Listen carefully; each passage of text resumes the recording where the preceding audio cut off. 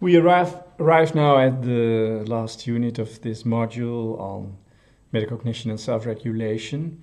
I've tried to collect some guidelines which are useful for arranging learning environments with a focus on both the development of cognitive skills and knowledge and the development of metacognition, self-regulation skills, metacognitive skillfulness. Okay, the first advice is to structure the task. Structuring a task makes it easier for students to grasp the task, in fact, to identify the steps to be taken, to identify the components of the task. And this enables students to develop a plan how to conduct the task. So providing a very unstructured and vague environment does put a high demand on the students' own inventiveness as far as developing plans is concerned. So structuring the task is in fact a tool or a help, a support for the students in order to skillfully, also in the sense of self-regulation skills, complete the task.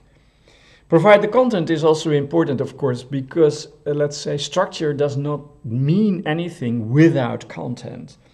There should be a good embedding of all kinds of more, let's say, logical or structural characteristics of a task, of a learning environment, embedding in the content of the task.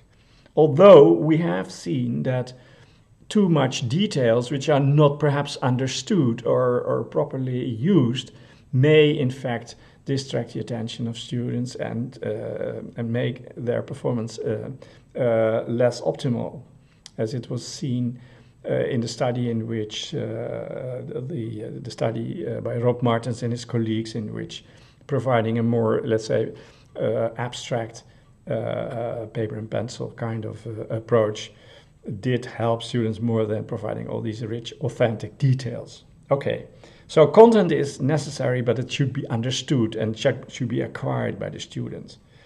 And that brings us to the second advice, no self-regulation unless domain knowledge. That was very clear from the study by Ton de Jong and his colleagues.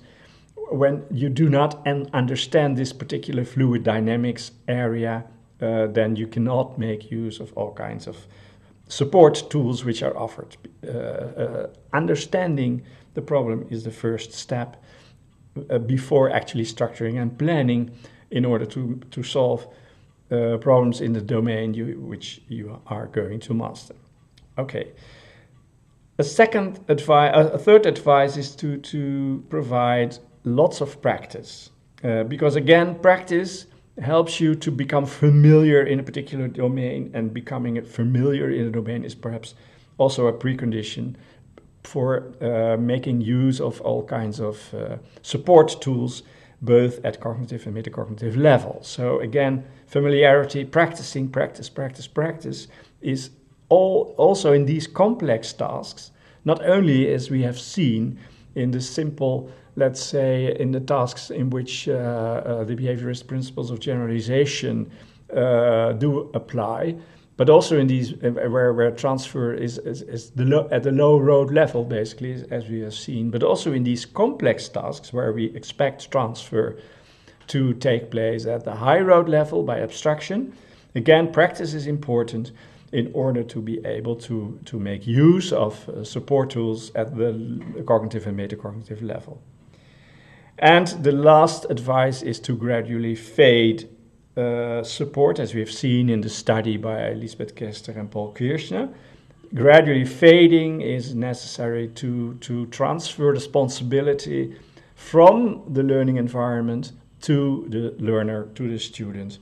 And that gradual transfer is an important aspect also in these kinds of situations in which the focus is both on acquiring knowledge and skills at the cognitive domain, at the cognitive level, but also at the metacognitive level.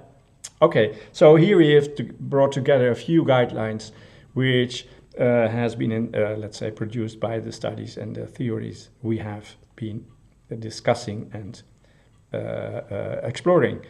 This brings an end to this module on metacognition and self-regulation. I hope you've understood what we were introducing here, and also have understood how you can study phenomena in this particular domain.